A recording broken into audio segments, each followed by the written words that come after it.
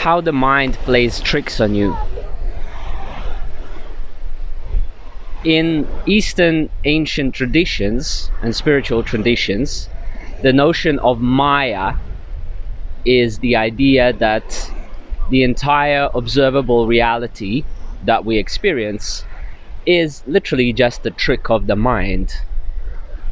In fact, the word mind and Maya seem to have similar kind of sounding tones to them.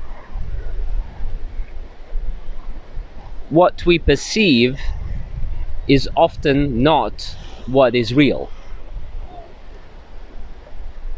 Quite literally, our perception is not reality.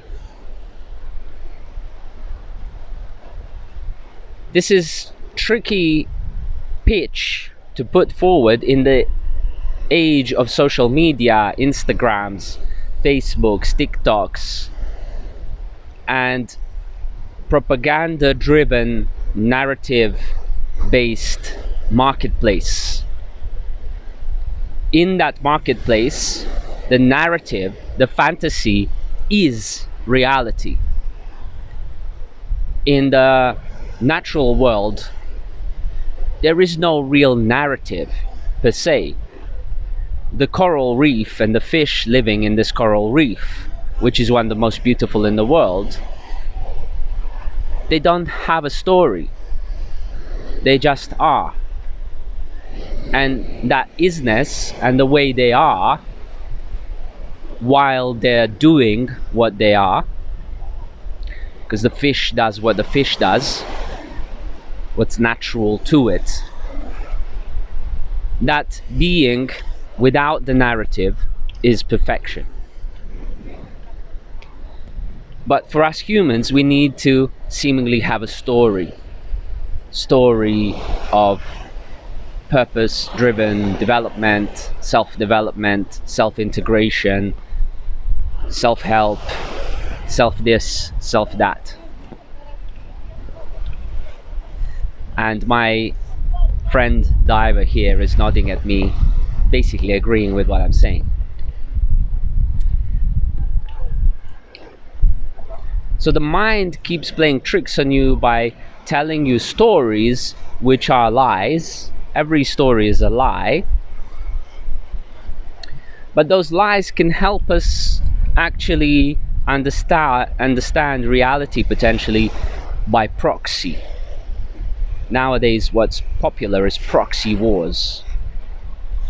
Proxy wars are where one actor in the game uses another actor in the game to wage war on their behalf. So the actor A is never guilty of what the actor B did, even though actor A supplied the arms to actor B. Legally, they're not guilty, but in practice, they enabled the whole thing. This is what happened in Bosnia and many other places. So through the story, we can use the story as a proxy to understanding reality. Stories are loaded with archetypes, which are templates of behaviors that we can use as shortcuts to understanding how things might work before we face them in true reality. And of course, any approximation is an approximation, it's not a reality. But approximation is still better than nothing when it comes to navigating the world. One of the experiences we recently had was a map that just has basic information on it with a dot, moving dot on where we are on it, is much better than no map at all. I had no map and my son had a map with basic outline on it and a position on it, so we could actually tell how far we've gone into our 850 kilometer trip. Very useful. But the map with approximation of position and an outline is not reality.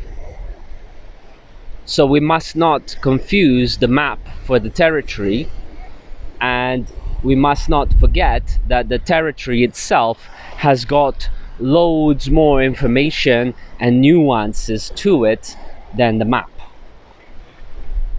In fact, we discovered a word which we thought we invented ourselves, but of course we didn't. Somebody coined it in 1924, and the word is simplexity. What you're looking to have is a simple interface to a complex system.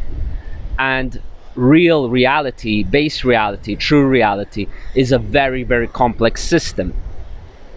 Our minds are simple tools for navigating that complex system and interacting with it. Once we combine our minds with the complexity of reality, we create the simplexity of life. This is why I'm able to live a life of pure bliss all the time while, quote unquote, working as well as living life. It's simplexity at its best. If you want to know how to create simplexity of your life, reach out to me and let's talk about Fresh Mind, or check it out on freshmind.life.